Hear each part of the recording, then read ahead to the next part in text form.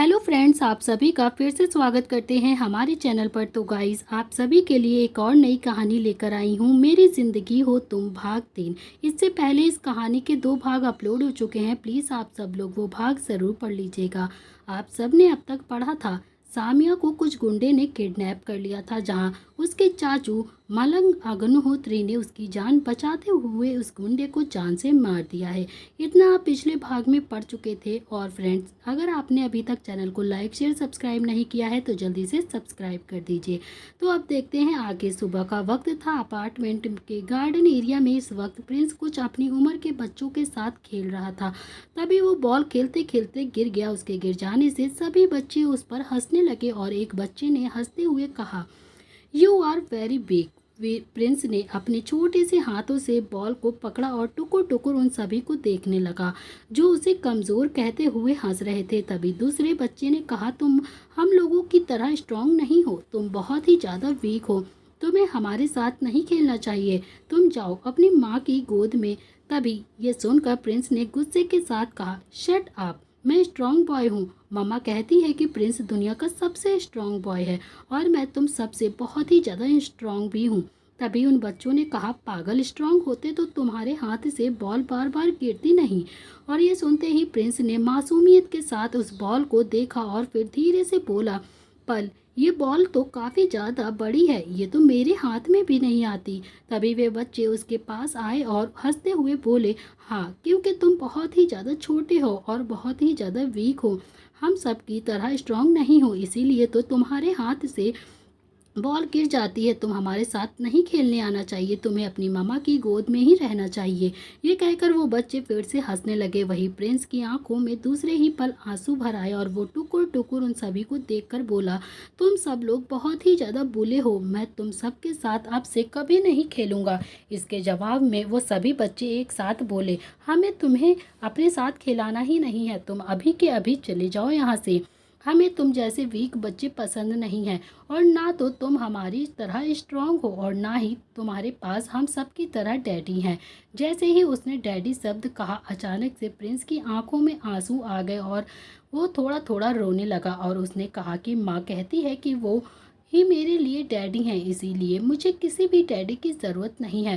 तभी उन बच्चों ने हंसते हुए कहा, पर डैडी होना बहुत ही ज़्यादा इम्पॉर्टेंट होता है। डैडी हमें घुमाने लेकर जाते हैं, हमें स्टोरी सुनाते हैं, हमारे पेरेंट्स मीटिंग में भी जाते हैं, डैडी हमारे लिए बहुत ही ज़्यादा केयर करते हैं। इसके जवाब में प्रिंस ने भी सिसकते हुए कहा, ये सब कुछ तो मेरी मम्मा भी करती है मेरे लिए। लेकिन दूसरे लड़के ने कहा, लेकिन फिर भी डैडी बहुत ही ज़्यादा इम्पॉर्टेंट होते हैं क्योंकि तुम्हारे पास नहीं है। ये कहते हुए वो बच्चे अब प्रिंस को चिढ़ाने लगे और वहीं प्रिंस की आंखों से लगातार आंसू गिरने लगे। वो जोर जोर से रोने लगा और कुछ ही देर में वहाँ पर एक उसे भारी आवाज़ आई, बच्चों, क्या कर रहे हो तुम सब, क्या कर रहे हो? इस तरह से किसी बच्चे को परेशान करना चाहिए क्या? यही सिखाया है तुम्हारे माँ बाप ने तुम्हें? सबको उस आवाज़ को जैसे ही सबने सुनी, सब बच्चों ने वो डर के वहाँ से भागने लगे, तुरंत ही गेट की तरफ देखने लगे। और वहीं जैसे ही प्रिंस ने आवाज़ सुनकर गेट की तरफ देखा तो उसकी आंखों में एक चमक आ गई। उसने तुरंत वो बॉल वहीं पर ज़मीन पर फेंक दिया और अपने नन्हे नन्हे कदमों से दौड़ते हुए गेट की तरफ बढ़कर बोला, मासी, आप आ गई मासी। ये कहते हुए वो तुरंत ही गेट पर खड़ी माही के पैरों से लिपट गया। वही माही गुस्से से उन बच्चों को देख रही थी। बच्चे माही को देखकर घबरा कर वहाँ से जल्दी जल्दी से भाग गए। उनको जाता देख माही ने गुस्से के साथ कहा, मुझे उनके माँ बाप से आज ही उनकी शिकायत करनी होगी। इनका कोई हक नहीं बनता कि मेरे प्रिंस के साथ ऐसा बिहेव करे। मैं आज उनकी शिकायत ज़रूर करूँगी। ये कहते हुए वे नीचे झुकी और प्रिंस को कसकर अपने सीने से लगा लिया। उसके सीने से लगते ही प्रिंस ने सिसकते हुए बोला कि मासी, आई मिस यू, आप मुझे छोड़कर क्यों चली गई थी मासी? मैंने आपको बहुत ही ज़्यादा मिस किया। आपको पता है मैंने आपको कितना ज़्यादा मिस किया है। प्लीज़ अब मुझे छोड़कर कहीं भी मत जाया करो। मम्मा भी ऑफिस चली जाती हैं, मैं अकेला हो जाता हूँ। मुझे अकेला रहना बिल्कुल भी पसंद नहीं है। कोई मेरे साथ नहीं खेलना वाला होता है और जो भी फ्रेंड्स मेरे साथ खेलते हैं वो मुझे सबसे ज़्यादा परेशान करते रहते हैं। ये कहकर वो रो रहा था। माही को सब सुनकर बहुत ही ज़्यादा घबराहट हो रही थी, उसे बहुत ही ज़्यादा बुरा लग रहा था। उसने उसे अपनी गोद में उठाया और तुरंत उसके आंसू को साफ करते हुए बोली, मेरा बच्चा, मैं आपके लिए ही तो जल्दी से अपने सूट को ख़त्म करके आई हूँ। आपको पता है मैंने आपको आपसे भी ज़्यादा मिस किया है बेटा।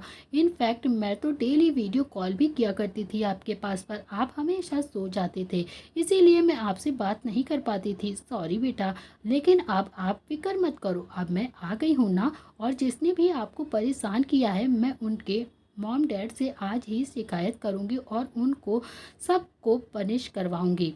माही की ये बात सुनकर प्रिंस की आंखों में चमक आ गई और उसने एक्साइटमेंट के साथ कहा, क्या आप सच कह रही हो मासी, आप उन्हें पनिश कर लेंगी? इसके जवाब में माही ने कहा, जो मेरे प्रिंस को रुलाएगा मैं उन्हें छोड़ूंगी नहीं और मैं उन्हें ज़रूर सबक सिखाऊंगी। अब आप रोना बंद करो जल्दी से, और पता है मैं आपके लिए क्या लेकर आई हूँ? ये सुनते ही तुरंत प्रिंस ने अपना छोटा सा सिर हिलाते हुए कहा, क्या लेकर आई हो मासी?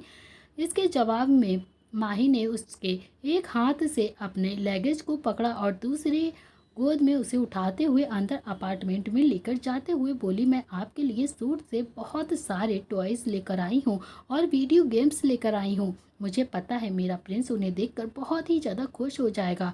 और हाँ, अब आपको उन्हीं छोटे बच्चों के साथ खेलने की ज़रूरत नहीं है। उन्हीं वीडियो गेम से और टॉयज़ के साथ खेलना, आपको बाहर उन गंदे बच्चों के साथ खेलने की कोई ज़रूरत नहीं है। ये सुनते ही उसके चेहरे पर एक बड़ी सी स्माइल आ गई और वे तुरंत ही तालियां बजाते हुए बोला, मासी इज़ द बेस्ट। वो लगातार यही बातें बोलने लगा। माही ये सब सुनकर हंसने लगी और उसके गालों पर किस करते हुए फिर उसे लेकर रूम के अंदर चली गई। तो ये रही प्रिंस और माही की स्टोरी। अब देखते हैं आगे। इधर दूसरी तरफ दुबई में रात का वक्त था। इस वक्त क्लब एरिया में चारों तरफ गोलियां चलने की आवाज़ आ रही थी। वहां ऐसा लग रहा था जैसे गोलियों की बारिश हो रही हो और वहां काफ़ी ज़्यादा अफरा तफरी मची हुई थी। और इसी क्लब के एक प्राइवेट एरिया के अंदर एक इंसान दर्द से तड़प रहा था और वो डरते हुए बोला, छोड़ दो मुझसे गलती हो गई है, मैं आइंदा से कभी भी ऐसा नहीं करूँगा और आपने वादे को भी ज़रूर निभाऊंगा। छोड़ दो मुझे प्लीज़, मैं भीख मांगता हूँ अपनी जान की आपसे। मेरे साथ मेरे परिवार वालों को भी छोड़ दो। तुम्हारे अंदर इतनी तो इंसानियत होनी चाहिए ना। तुम्हें तो जो भी सज़ा देनी है तो तुम मुझे दे सकते हो, पर मेरी फैमिली को क्यों तड़पा रहे हो? मेरे बच्चे अभी बहुत ही ज़्यादा छोटे छोटे हैं, तुम उन्हें टॉर्चर नहीं कर सकते। मेरी बीवी इन सभी चीज़ों से बहुत अनजान है, प्लीज़ उसे छोड़ दो। उनके साथ इतना गलत मत करो, तुम्हारी भी तो बीवी बच्चे होंगे। उसने ये कहा ही था कि तभी उसके सीने पर एक इंसान ने अपने लेदर शूज जो रखे हुए थे उसने कसकर उसके सीने पर मसल दिए। वो इंसान एक बार फिर से दर्द में चीखा पड़ा और इस वक्त इस ब्लैक डार्क आउटफिट में मौजूद इंसान ने उसके माथे पर गन पॉइंट करते हुए बिना किसी भाव के कहा, मेरे अंदर दिल नाम की कोई चीज़ नहीं है और ना ही मुझे किसी की फैमिली या रिलेटिव से कोई फ़र्क पड़ता है। तुमने अपना वादा तोड़ा है और मेरी नज़रों में धोखा देना और वादा तोड़ना गुनाह के बराबर होता है। इसीलिए तुम्हें मौत मिलेगी और साथ में तुम्हारा पूरा परिवार भी बर्बाद होगा, क्योंकि अतुल अपनी खुद की नज़रों में ना तो परिवार मायने रखता है और ना ही प्यार। इसी के साथ अतुल ने उस इंसान के माथे पर अपनी बंदूक की सारी गोलियां उतार दी और इसी इंसान के मुंह से लगभग खून बाहर आने ही वाला था। खून निकलने लगा और वो वहीं दूसरे ही पल तड़प कर वहाँ पर मर गया। आसपास मौजूद गार्ड्स ने अतुल को देखा और फिर एक नज़र उस आदमी को देखा। तभी एक गार्ड ने आगे आकर बोला, बॉस अब हमें इसके परिवार का क्या करना है? ये तो मर गया है ना। अतुल ने अपने हाथों को आगे बढ़ाया। असिस्टेंट आगे आया और उसने अपने तुरंत ही टिश्यू निकालकर अतुल के हाथों पर लगे खून को साफ करने लगा। और अतुल बिना किसी एक्सप्रेशन के साथ कहता है कि जो हाल इसका हुआ है वही हाल इसकी फैमिली का भी होना चाहिए। याद रहे, सब तड़पने चाहिए, जिससे सभी को ये एहसास हो जाए कि अतुल अग्निहोत्री के साथ दुश्मनी लेने का क्या अंजाम होता है। ये सुनकर गार्ड ने अपना सिर हिलाया और वो वहाँ से चला गया। अतुल ने अपने कॉलर को ठीक करते हुए वहाँ से बाहर की तरफ जाने लगा। क्लब के अंदर सभी गार्ड अब एक लाइन से खड़े हो गए। अतुल ने अपनी आंखों पर चश्मा लगाते हुए सीधा बाहर की तरफ रुख ले लिया। तभी वो जब बाहर की तरफ बढ़ा तो अपनी मर्सिडीज कार में आया और बैठा ही था, तभी उसका फ़ोन रिंग हुआ। उसने बिना किसी एक्सप्रेशन के साथ फ़ोन बाहर निकाला और कुछ सेकंडों तक कॉल को घूरता रह गया और फिर उसने कॉल को रिसीव करते हुए बोला, क्या न्यूज़ है? उधर से एक भारी आवाज़ आई, उन सभी को मार दिया गया है। अतुल एक गहरी सांस के साथ कहता है, दैट्स माई ब्रदर। फिर उधर से आवाज़ आई, वो आपको पूछ रही है आप घर कब तक आ रहे हैं वापस। ये सुनकर अतुल के एक्सप्रेशंस गहरे हो गए और उसने बिना किसी भाव के कहा कि डिनर करा के उसे सुला दो क्योंकि मुझे लेट होगा, मुझे आज थोड़ा सा लेट हो जाएगा आने में, तो मेरी टेंशन मत लो। ये कहकर अतुल कॉल को कट करने को हुआ, लेकिन तभी उधर से मलंग की सख्त आवाज़ में कहा कि भाई प्लीज़ स्टॉप इट, आपको घर जल्दी से जल्दी पहुंचना होगा और अगर आप घर नहीं आए तो मैं आपके ऑफिस आ जाऊंगा। और हाँ, आपको पता है कि जब मैं आपके ऑफिस आता हूं तो आपके ऑफिस का क्या हाल होता है। ये सुनकर अतुल ने कॉल को घूरते हुए कहा, क्या तुम मुझे धमकी दे रहे हो? मलंग ने बिना किसी भाव के कहा, हाँ, कुछ ऐसा ही समझ लीजिए आप। अगले आधे घंटे के अंदर मुझे आप घर में देखने चाहिए, दैट्स इट। इसी के साथ उधर से फ़ोन को कट कर दिया गया। तभी कार में बैठा असिस्टेंट अतुल की तरफ देखकर हल्का सा मुस्कुराता है और फिर बोलता है कि बॉस, एक बात बोलूं, अगर आपको बुरा न लगे। कहने को तो आप बड़े भाई हैं, मगर हुक्म आपके छोटे भाई का ही चलता है आप पर। अतुल ने उसे घूर कर देखा तो असिस्टेंट चुपचाप अपनी नजरें नीचे झुकाकर आगे की तरफ देखने लगा। कुछ ही देर बाद असिस्टेंट ने बोला कि बॉस, गाड़ी को कहाँ लेकर चलूं, ऑफिस या पैलेस? अतुल ने उसे घूरते हुए कुछ सोचा और फिर देखते हुए कहा कि गाड़ी पैलेस की तरफ मोड़ दो। कुछ ही देर बाद अतुल ने एक बड़े से पैलेस के बाहर अपनी मर्सिडीज रुकवाई और वो अंदर की तरफ चला गया। जैसे ही उसने अपने कदम घर के अंदर रखा तो उसे अचानक से कोई ऐसा महसूस हुआ कि उसके पैरों से आकर कोई लिपट गया हो। अतुल ने अपनी आंखें बंद कर ली और अपने हाथों की मुट्ठियां बनाए हुए वो बंद खड़ा हुआ था। तभी सोफे पर बैठा मलंग अतुल को घूरते हुए बोला, भाई। उसके आवाज़ से अतुल ने अपनी आंखें खोली और वो नीचे झुकते हुए देखता है तो सामिया उसके पैरों से लिपट कर उसे टुकुर टुकुर देखी जा रही थी। तभी सामिया ने बेहद ही प्यार से कहा, डैडी आई मिस यू। आपने मुझे पिछले 2 दिनों से बात नहीं करी है और ना ही आप मुझे पिछले 2 दिनों से आप मिलने आए हो। आप मुझसे 2 दिनों से दूर हो पर फाइनली आप घर वापस आ गए। मैं आपसे बहुत ही ज़्यादा खुश हूँ। तभी अतुल ने नीचे झुककर उसकी आंखों में देखते हुए कहा, तुम्हारे स्कूल से शिकायत आई थी, तुमने फिर से वहाँ पर बच्चों के साथ लड़ाई की है। जैसे ही अतुल ने ये कहा, सामिया के चेहरे की सारी स्माइल गायब हो गई और वे उसने तुरंत ही अपनी नज़रें नीचे झुकाते हुए कहा, डैडी साली साली डैडी, पल साली गलती मेरी नहीं थी, पल पल ये नहीं करना चाहती थी मैं। अतुल ने उसे डांटते हुए कहा, अगर तुम लड़ाई नहीं करना चाहती थी तो मेरे पास शिकायत कैसे आई तुम्हारी? ये कहते हुए उसने मलंग को घूरते हुए कहा, मलंग, तुम्हें नहीं लगता कि तुम इसे बहुत ही ज़्यादा बिगाड़ चुके हो? हर रोज़ प्रिंसिपल की शिकायत आती है इसके लिए मेरे पास। क्या करूँ मैं? क्या तुम इसके बारे में कुछ कहना चाहते हो? तो मलंग ने अपने लैपटॉप से काम करते हुए बिना किसी एक्सप्रेशन के साथ बोला, आप फिक्र मत कीजिए भाई, इस बार की मीटिंग मैं अटेंड करूंगा, इसकी पेरेंट्स मीटिंग में इसके साथ इस बार मैं जाऊंगा।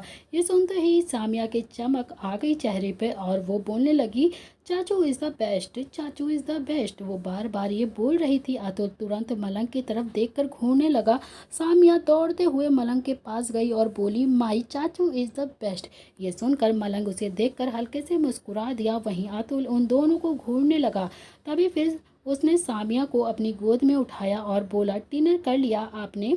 सामिया ने अपना छोटा सा सिर हाँ में हिलाते हुए कहा, यस, मैंने चाचू के साथ डिनर कर लिया है डैडी। और हाँ, आज चाचू ने मेरे लिए फेवरेट मेरे नूडल्स भी बनाए थे। ये सुनकर अतुल ने एक नज़र मलंग को घूरा और फिर बोला, क्या तुम थोड़ी केयर अपने भाई की भी कर सकते हो?